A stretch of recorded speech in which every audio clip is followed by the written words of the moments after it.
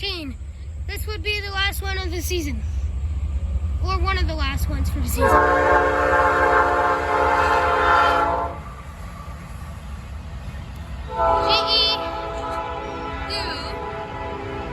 And it's an westbound intermodal train.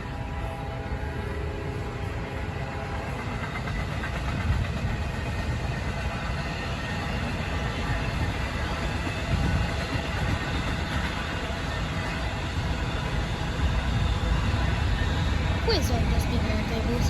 Oh, good. My right finger hurts. Okay. That was short. Okay. So, as I was saying, pool rail fanning season 1 will be closing soon.